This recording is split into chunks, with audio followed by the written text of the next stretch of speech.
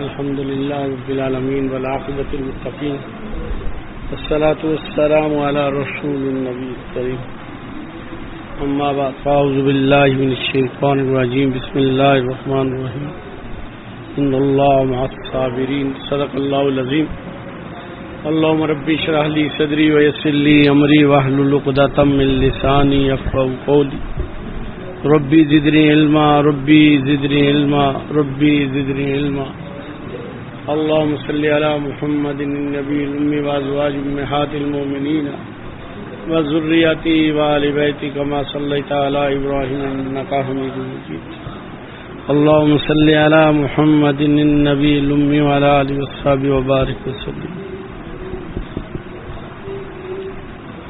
اللہ جل شانہ نے جب یہ کائنات بنانے کا ارادہ فرمایا تو اللہ جل شانہ نے حکم دیا، قلم نے لکھ دیا، لوح محفوظ میں چلا گیا، سیاہی خشک ہو گئی، وہ سارا لکھا ہوا ترتیب کے مطابق انشاءاللہ چلتا رہے گا، چل رہا ہے، چلتا رہے گا.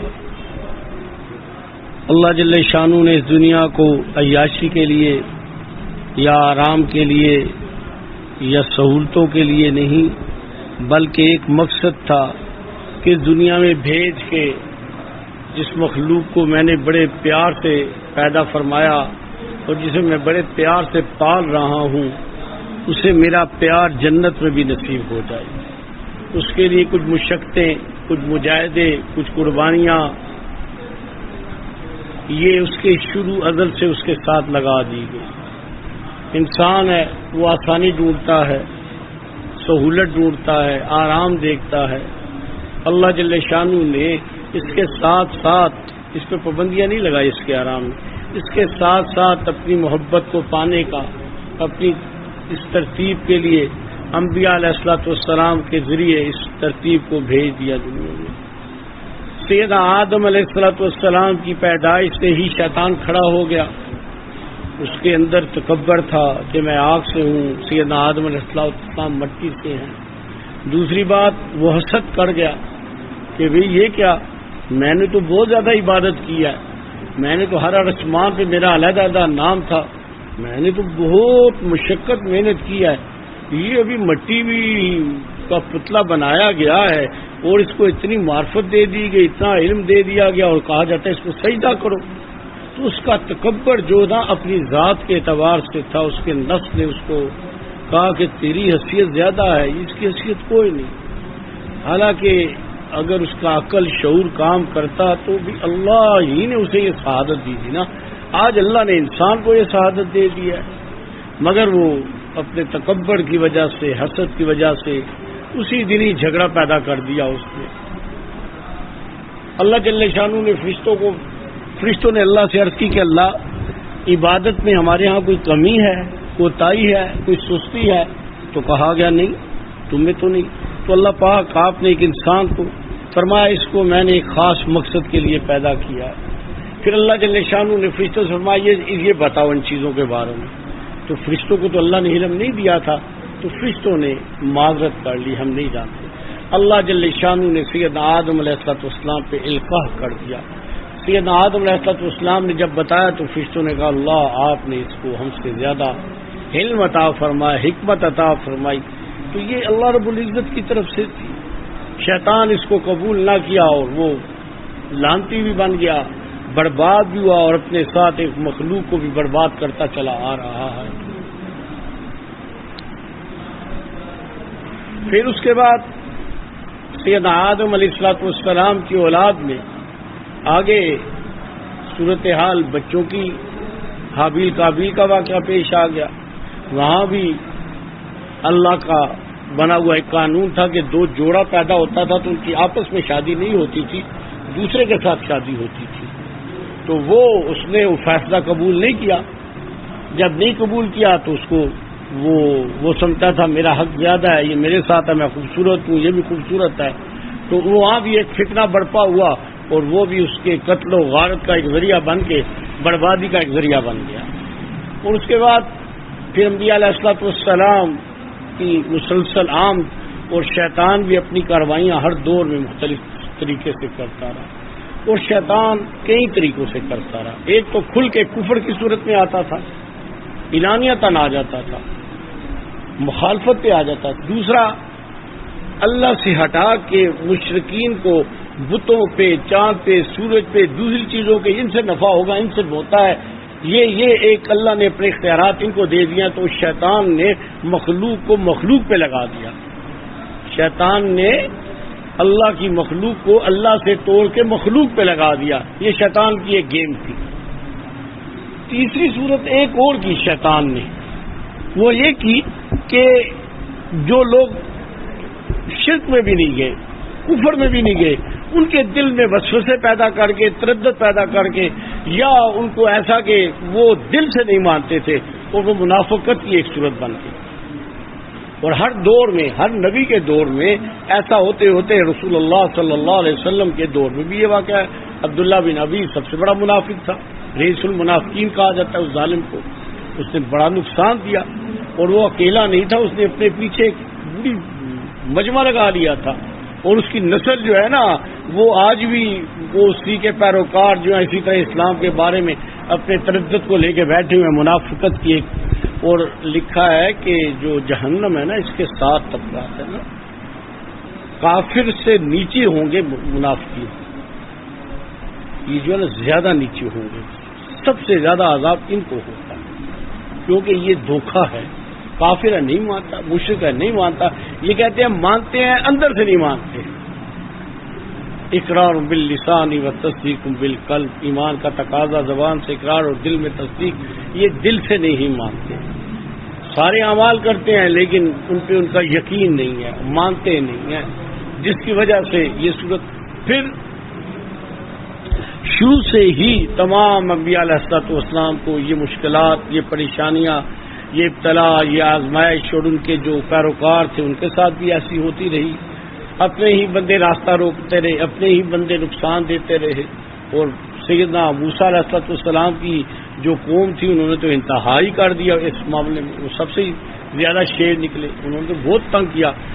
نبیوں میں جتنا سیدنا موسیٰ علیہ الصلوۃ والسلام کی قوم نے اپنے نبی کو پریشان کیا، میرا خیال ہے شاید کسی نے نہیں کیا۔ میرا اتنا مطالعہ تو نہیں، لیکن میری اپنی ناقص عقل یا مطالعے کے مطابق کسی اور نے اس طرح نہیں کیا۔ باقی انبیاء کے ساتھ جو ان کے تھے وہ اللہ اکبر بڑی بڑی قربانیاں۔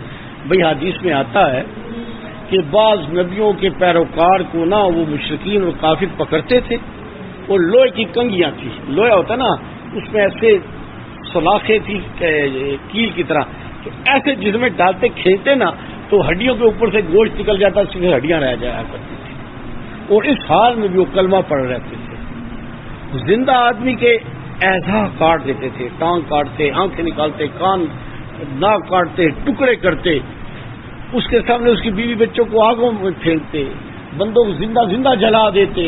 یعنی بڑی سخت مشکلات دیکھی ہیں نبیوں کی امتوں نے، نبی کے پیروکاروں نے، انبیاء کے صحابہ نے بڑی بڑی مشکلات دیکھی، لیکن ساتھ نہیں چھوڑا۔ اور سب سے بڑا اس تاریخ میں، اس زمین پہ، آسمان کے نیچے جو صحابہ کی قربانیاں اور صحابہ کی محنت اور صحابہ کی محبت ہے، اس جیسی نہ اولین میں تھی نہ آخرین میں ہو۔ انہوں نے انتہا کر دی، محبت کی، قربانی کی، مجاہدے کی، تکلیفوں کی، ہر طرح سے ایک واقعہ لکھا ہے کہ کیسو کسریٰ کے دربار میں ایک مسلمان کو جو تھا چن کے بڑا مسلمان تھا، رسول اللہ صلی اللہ علیہ وسلم کے قریبی میں تھا، اس کو پکڑ لیا گیا اور بادشاہ نے اسے اپنے ساتھ بٹھا دیا۔ اب وہ بادشاہ بڑی شان والا تھا، کہا دیکھ یہ میری بادشاہ دیکھ رہا ہے، حد نگاہ تک زمین پہ بھی ہیرے جواہرات لگے ہیں، فوجیں ہیں، اگر تو ہمارے مذہب میں آ جاتا ہے تو میں تجھے اپنے ساتھ شامل کر دوں گا۔ اس نے کہا یہ نہیں ہو سکتا، کبھی بھی نہیں ہو سکتا، ان چیزوں کی میرے لیے کوئی حیثیت نہیں ہے نا، یہ چیزیں عارضی ہیں، ان کے مرنے کے بعد کسی کام کے نہیں ہے، میرے دل میں ان کی کوئی عظمت نہیں ہے۔ تو اس نے کہا سوچ لے، اگر تو نہیں مانے گا تو بڑی شدید سزا دوں گا، سخت سزا دوں گا۔ میں کہا مجھے کسی سزا کا ڈر نہیں ہے نا، میں ہر سزا کے لیے تیار ہوں، لیکن ایمان سے پیچھے ہٹنا یہ ناممکن ہے۔ تو اس نے کہا اچھا۔ اس نے ایک بندے کو بلایا کہ وہ تیل گرم کر دو، بہت بڑا تیل کا کڑایا تھا، گرم کر دیا، کھول گیا، ایک بندے کو کہا اس میں ڈالو اس کے سامنے، جب اس کے سامنے ڈالا تو ایک دم بھون گیا، کہا دیکھ تیرا بھی حشر یہ ہوگا، سوچ لے۔ انہوں نے کہا کچھ بھی نہیں، میرے لیے موت کی کوئی حیثیت نہیں، میں رسول اللہ صلی اللہ علیہ وسلم سے بے وفائی نہیں کر سکتا۔ اس نے کہا دیکھ میں تجھے بہت، اس نے آفرز کی ہر طرح کی، اس کے جو درباری تھے انہوں نے بھی بڑا کہا۔ اس نے کہا اچھا پکڑو ان کو، اس کو بھی ڈال دو۔ جب اس صحابی کو پکڑا گیا لے جانے لگے تو صحابی کی آنکھوں میں آنسو آ گئے۔ بادشاہ نے کہا رک جاؤ رک جاؤ رک جاؤ، اب رو پڑا ہے، اب ٹھیک ہے بات بن گئی۔ کہا مجھے پہلے ہی پتا تھا تو بڑا خوبصورت نوجوان ہے، تو کب مرنے کو تیار ہوگا، تو میں اس لیے کہا ہے تجھے۔ اس نے کہا بے وقوف نادان بادشاہ، تو کیا سمجھتا ہے کہ میں موت کی وجہ سے رویا ہوں؟ اس نے کہا کیوں رویا ہے؟ اس نے کہا اس لیے رویا ہوں کہ آج ایک جان تھی، بات ختم ہو جائے گی، کاش میں قیامت تک زندہ رہتا، روزانہ جلایا جاتا، کئی کئی دفعہ تیل میں ڈالا جاتا، مجھے آج وجود ختم ہو جائے گا، میری قربانی ختم ہو جائے گی۔ جب بادشاہ نے یہ سنا تو بادشاہ کے روٹے کھڑے ہو گئے، میں تو اسے جلانا ہے اور یہ کہتا ہے کہ میری زندگی ختم ہو جائے گی، تو میں تو روز روز جلنے کو مرنے۔ بادشاہ تھا، اس نے کہا اچھا اس طرح ہے کہ تو میرے ماتھے پہ یہاں بوسہ دے دے تو میں تجھے چھوڑ دیتا ہوں۔ وہ صحابی تھا نا، اس نے کہا ایک شرط ہے تجھے بوسہ دوں گا، اپنے لیے پھر بھی وہ زندہ نہیں تھے لوگ۔ اس نے کہا کیا شرط ہے؟ اس نے کہا جتنے مسلمان پکڑے ہیں سب کو رہائی دے دے، میں تجھے یہاں بوسہ دے دیتا ہوں۔ بادشاہ کی بھی انا کا مسئلہ آ گیا تھا، بادشاہ نے کہا تیار ٹھیک ہوئی، اس نے یہاں بوسہ دیا، اس نے کہا ان سب کو نہ چھوڑ دیا جائے۔ اللہ اکبر۔ جب وہ صحابی رسول واپس آئے تو یہ واقعہ تو حکم دیا گیا کہ اس کی پیشانی کو سارے چوموں کے، جس نے پیشانی چوم کے اپنی جان نہیں سب کی جان بچا لی تھی۔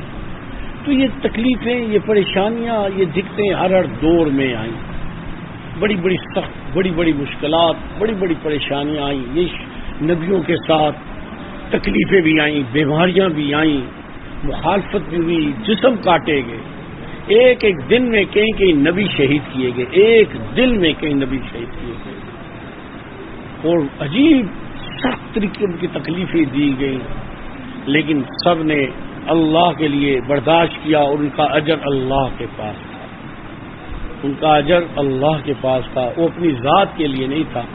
حضرت خبیب رضی اللہ تعالیٰ عنہ صحابی ہیں، تو مکے والوں نے ان کو گرفتار کر لیا، تو حضرت خبیب نے جس فیملی کا بندہ بدر میں شہید کیا تھا ان کے پاس بیچ دیا۔ جب بیچ دیا تو انہوں نے اپنے گھر میں بند کر لیا کہ اس کو سزا دیں گے۔ تو ان کا ایک دن بچہ کھیلتے ہوئے چھری اٹھائی ان کے پاس آیا،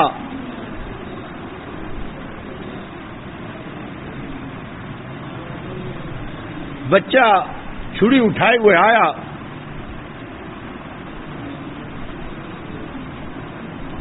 تو انہوں نے اپنی گود میں بٹھا لیا، انہوں نے دیکھا تو ڈر گئے، اب کیا بنے گا، اس کے پاس تو چھری ہے اور بچہ بھی ہے۔ تو انہوں نے فرمایا کہ ہم ایسے ظالم درندے نہیں ہیں، یہ لے لو، بچہ بھی لے لو، چھری بھی لے لو، ورنہ کوئی اور ہوتا تو سب کچھ کر لیتا۔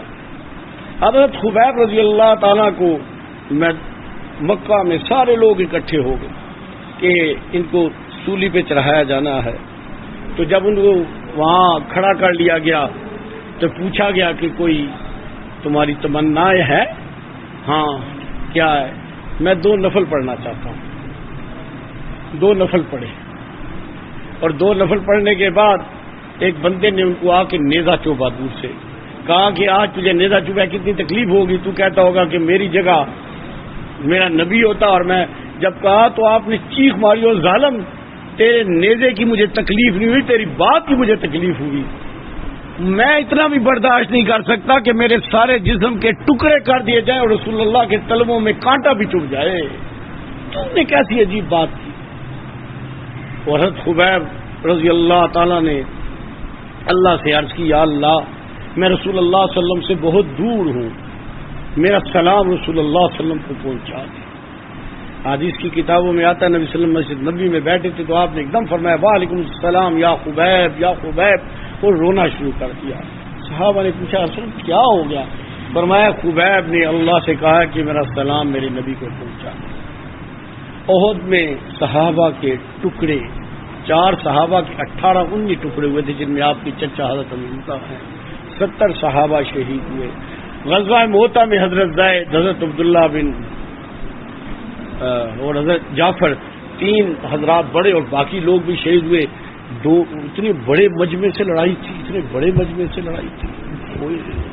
اسی طرح ہی زندگی میں نبی صلی اللہ علیہ وسلم کی زندگی میں بڑی تکلیفیں آپ کو طائف میں بھی آئیں، اور جگہوں پہ بھی آئیں، مکہ میں بھی آئیں، مدینہ میں بھی آ کے آئیں۔ تو یہ ساری زندگی اس ترتیب تکلیفوں پریشانیوں سے گزری، اور اس کے بعد آپ صلی اللہ علیہ وآلہ وبارک وسلم کے دنیا سے پردہ فرمانے کے بعد تکلیفیں بند نہ ہوئیں، تکلیفیں زیادہ ہو گئی۔ جو یمن جو جنگ ہے ریاض کے پاس، وہ جو ظالم جس نے نبوت کا دعویٰ کیا تھا یمامہ، 1200 صحابہ شہید ہوئے تھے۔ آج تک نبی صلی اللہ علیہ وسلم کی 23 سالہ زندگی میں اتنے صحابی شہید ہوئے ایک جنگ میں جس پہ یمامہ پہ ہوئی تھی۔ 800 صحابہ حافظ قرآن تھے۔ تکلیفیں آئیں، پریشانیاں آئیں، بڑی بڑی تکلیفیں آئیں۔ پھر اس کے بعد سیدنا عثمان غنی رضی اللہ تعالیٰ کی شہادت، مظلومیت کے اعتبار سے انبیاء کے بعد سب سے مظلوم شہادت سیدنا عثمان غنی رضی اللہ تعالیٰ کی۔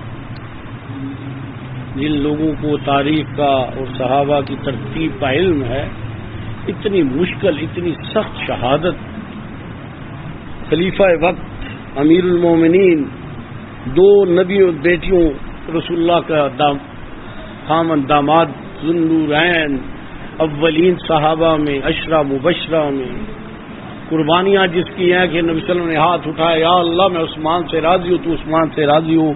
فرمایا آج کے بعد عثمان گناہ بھی کرے گا تو بھی اللہ معاف کر دے گا۔ عثمان کو کس بے دردی، کس حال میں، کس طرح شہید کیا گیا۔ آج اس کتابوں میں لکھا ہے کہ سیدنا عثمان غنی رضی اللہ تعالیٰ کے مکان پہ حضرت حسنین پہرا دے رہے تھے۔ حضرت علی رضی اللہ تعالیٰ نے ڈیوٹی لگائی تھی کہ کوئی حملہ نہ کرتے، تو پچھلی طرف سے آ گئے تھے۔ تو جب پچھلی طرف سے آئے تو آپ تلاوت کر رہے تھے قرآن مجید کی، اور آپ کے سر پہ جب مارا گیا تو وہ لہو نکلا، اور سورہ بقرہ میں آخری اس میں فَسَيَكْفِكُمُ اللَّهُ السَّمِيعُ الْعَلِيمُ، اس آیت پہ آیا اللہ ہی کافی ہے تیری طرف سے دیکھنے اور سننے والا۔ صبغۃ اللہ، اللہ کا رنگ، یہاں خون ان آیتوں پہ گرا، اور اگلے ہی لہجے سیدنا عثمان غنی رضی اللہ قرآن مجید کے اوپر، قرآن مجید نے عثمان غنی کو اپنے سینے سے لگا لیا، اور عثمان غنی نے قرآن مجید کو اپنے سینے سے لگا دیا، اور کتنے دن لاش کو دفن ہونے نہیں دیا جا رہا تھا۔ پھر اس کے بعد امت میں قتل و غارت کا ایک دروازہ کھل گیا، کیونکہ جب نبی شہید کیا جاتا ہے تو اس کے بدلے میں 70,000 بندہ مارا جاتا ہے، اور جب نبی کا نائب شہید کیا جائے تو 35,000 بندہ مارا جاتا ہے۔ اس کے تبادلے میں بڑا امت کو نقصان، بہت امت کو نقصان، بہت امت کو نقصان۔ پھر ٹھہراؤ آیا، اللہ پاک نے سرسری بنائی، تو پھر یزیدی دور میں سیدنا عثمان غنی رضی اللہ تعالیٰ والا واقعہ پیش آ گیا، کربلا کا، اہل بیت کا 72 حضرات کا قافلہ، جس میں بچے، بوڑھے، عورتیں، سارا کا سارا قافلہ میرے نبی کا گھر، حضرت علی، حضرت فاطمہ کی اولاد، وہ سارے کے سارے سوائے چند نفوس کے زین العابدین حضرت زینب اور چند حضرات کے باقی سب کو آنا فانا میں ہی انہوں نے ظالموں نے شہید کر دیا۔ اور یہ بہت بڑا صدمہ تھا، بہت بڑا صدمہ تھا کہ اس وقت حضرت حسین رضی اللہ تعالی عنہ کی جو عظمت تھی، شان تھی، مدینے والوں کی محبت تھی، مدینے والے آخر تک چلتے آئے تھے، کبھی داڑھی پکڑ لیتے، حضرت عبداللہ بن عباس، حضرت عبداللہ بن عمر، کبھی لوگ نہ جاؤ نہ جاؤ نہ جاؤ، آپ نہ جاؤ، آپ کے والد کے ساتھ بھی یہی کچھ ہوا، آپ کے ساتھ بھی کوفے والے یہ کریں گے، نہ جائیں۔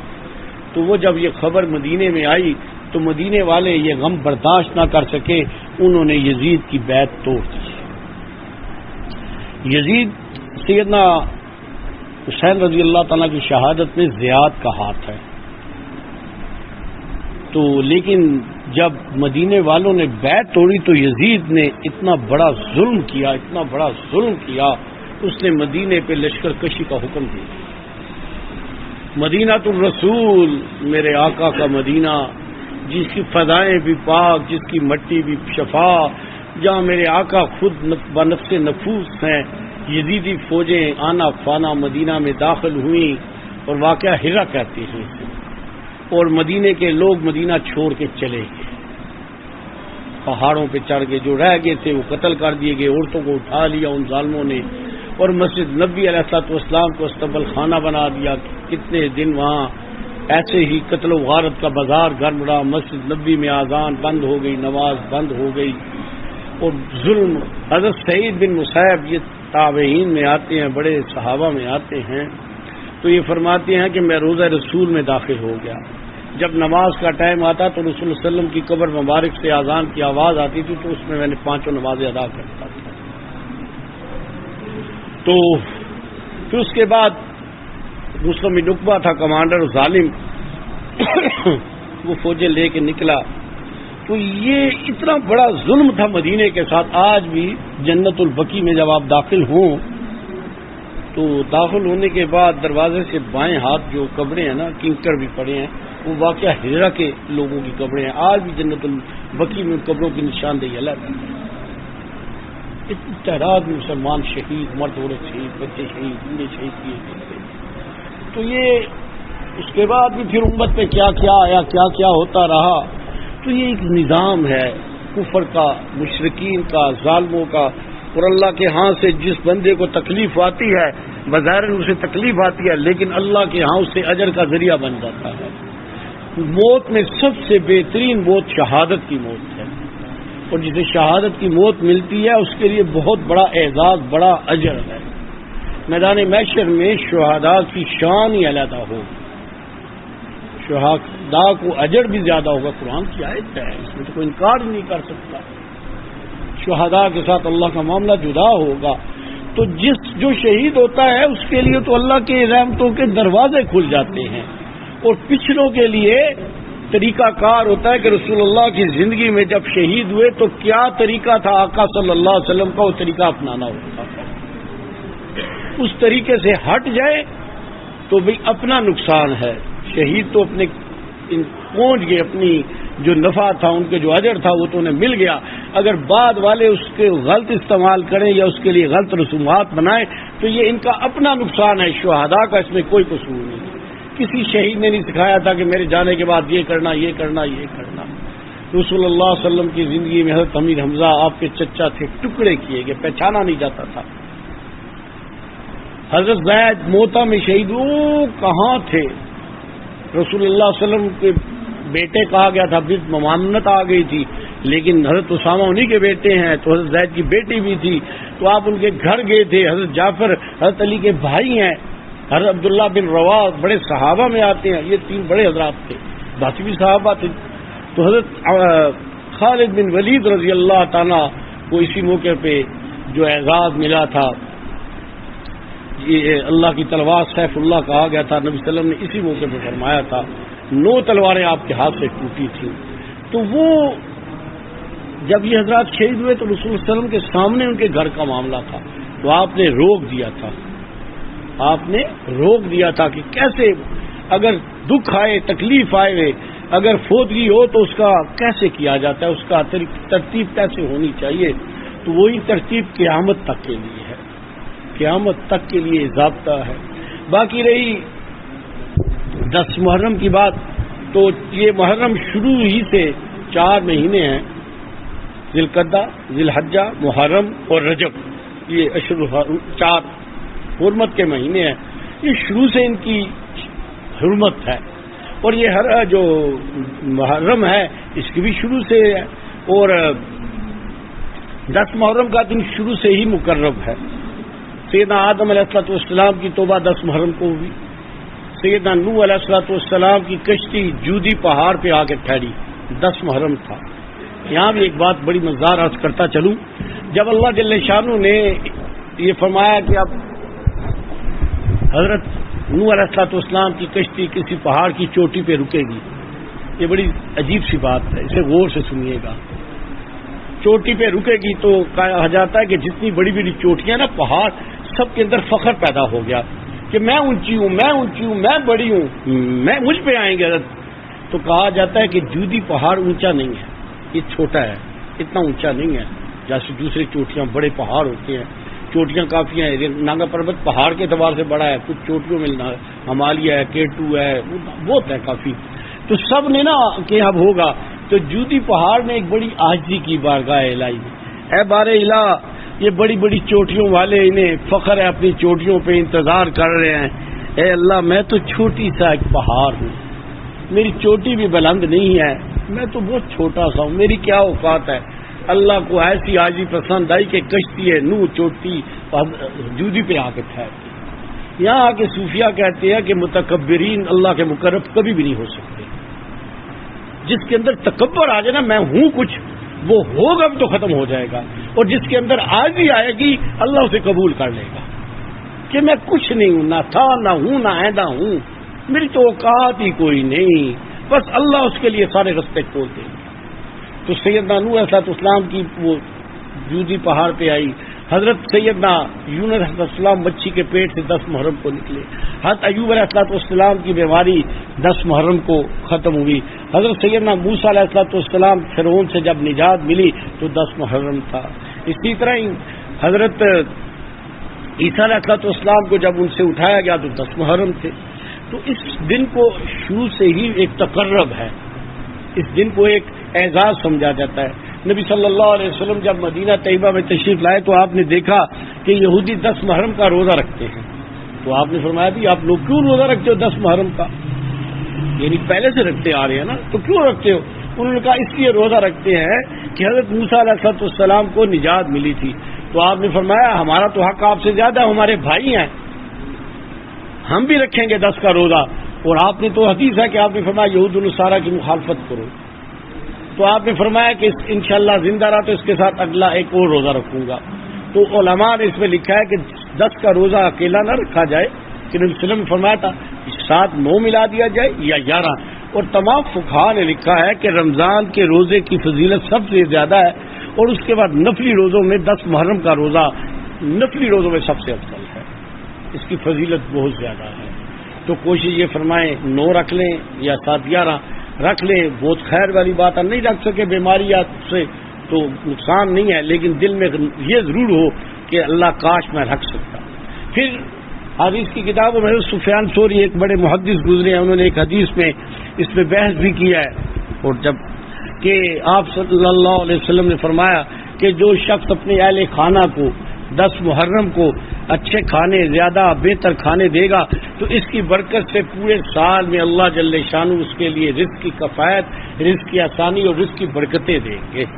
تو حضرت سفیان ثوری بہت بڑے محدث ہیں، ان کی تقلید کی جاتی تھی جیسے امام حنیفہ رحمۃ اللہ علیہ کی نا. تو فرماتے ہیں کہ الحمدللہ ہم نے اپنی زندگیوں میں اس کی برکت دیکھی ہے، اور الحمدللہ ہمارے ہاں بھی جو ہمارے اکابر ہیں اس کا اہتمام کرتے تھے. تو اس کا طریقہ کار یہ ہے کہ جو 10 محرم ہے نا، تو 9 محرم کی جو مغرب ہے نا وہ 10 محرم میں آتی ہے. 9 محرم کی جو مغرب ہے نا وہ 10 محرم کی رات آ جاتی ہے. تو 10 نہیں، اگلا دن ہوتا ہے تو روزہ ہوتا ہے، تو بچے ہی ہوتے ہیں. تو آدمی اس رات میں لے کے اگلے دن تک وہ اس میں جو بندوبست کر لے اپنی اوقات کا. ایسا نہ ہو اسراف کرنا، دکھانا شروع کر دے، ایسا نہیں ہونا چاہیے. جو کام اللہ کے لیے نہ ہو اللہ اسے قبول نہیں فرماتے. تو اسراف سے پاک اللہ کی رضا کے لیے رسول اللہ صلی اللہ علیہ وسلم کی جو حدیث ہے اس کی برکت کو پانے کے لیے تو اس کا بھی اہتمام کیا جائے، اور ہمارے اکابر اس کا بندوبست فرمایا کرتے تھے.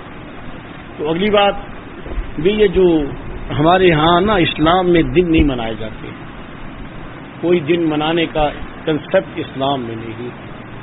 صحابہ رضوان اللہ تعالی علیہ اجمعین سے زیادہ رسول اللہ سے کوئی محبت نہیں کر سکتا، نہ ہو سکتی ہے.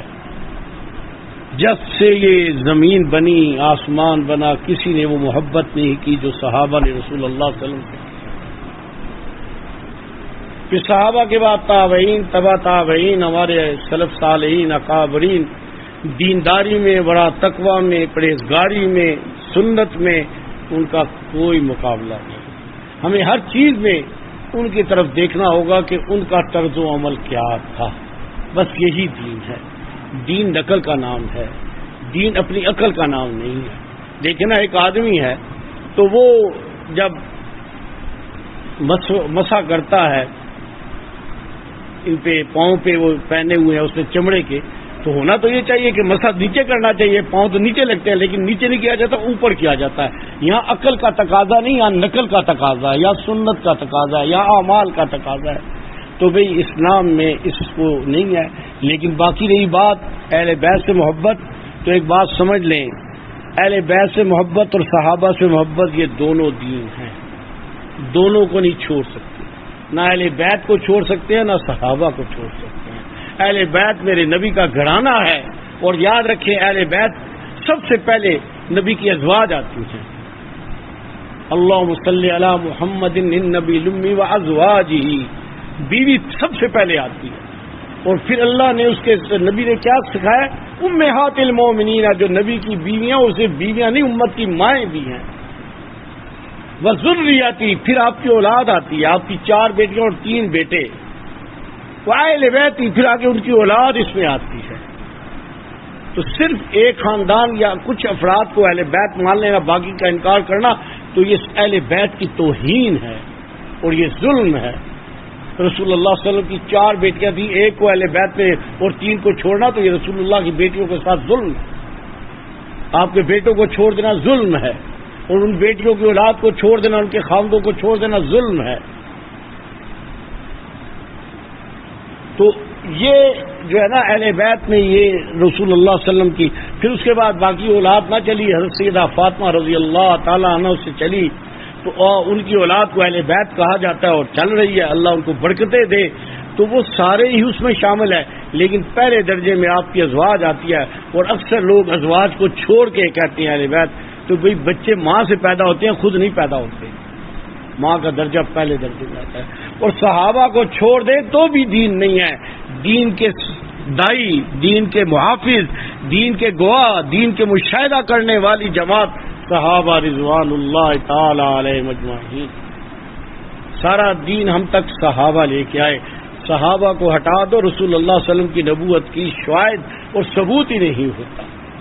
اللہ ہمیں اہل بیت کی بھی محبت دے، اللہ ہمیں صحابہ کی بھی محبت دے، اور اللہ ہمیں ان کی پیروی کرنے کی توفیق دے. محبت نعرے لگانے کا، جلوس نکالنے کا نام نہیں ہے. محبت ہے اس کی اتباع، ان کی شکلیں ان کی طرح، ان کے لباس ان کی طرح، ان کے قول ان کی طرح، ان کے فعل ان کی طرح، ان کے لین ان کی طرح، ان کی رشتہ داریاں ان کی طرح، اعمال ان کی طرح، عبادات ان کی طرح. اس کو محبت کہتے ہیں. نعرے تو لگا جائیں محبت کے اور شکلیں بنائی جائیں یہود النصارہ والی، تو یہ محبت نہیں، یہ مذاق ہے. اللہ ہمیں سچی محبت، عقیدت اور اتباع کے ساتھ، اور اللہ کرے اللہ کرے اللہ کرے ہمارے دلوں میں یہ تمنا ہو کہ میدان محشر میں اللہ ہمیں اہل بیت اور صحابہ کے ساتھ اٹھائے. حدیث مبارکہ ہے، حدیث قدسی ہے، نبی صلی اللہ علیہ وسلم فرمایا کہ اللہ سے جیسا گمان کرو گے اللہ تمہارے ساتھ یہ کرے، اور جس سے دنیا میں محبت کرو گے، جن کے ساتھ تمہاری محبتیں ہوں گی، اٹھو بیٹھو اللہ ان کے ساتھ اٹھائے گا. اے اللہ تیرے گھر میں تجھ سے عہد کر کے کہتے ہیں، تو گواہ رہنا ہمیں صحابہ اور اہل بیت سے محبت ہے. اللہ انہی کے ساتھ میدان محشر میں جمع فرمانا، اور انہی کے ساتھ رسول اللہ کے قافلے میں ہمیں داخل کرنا. اللہ میرے آپ کے گناہوں کو معاف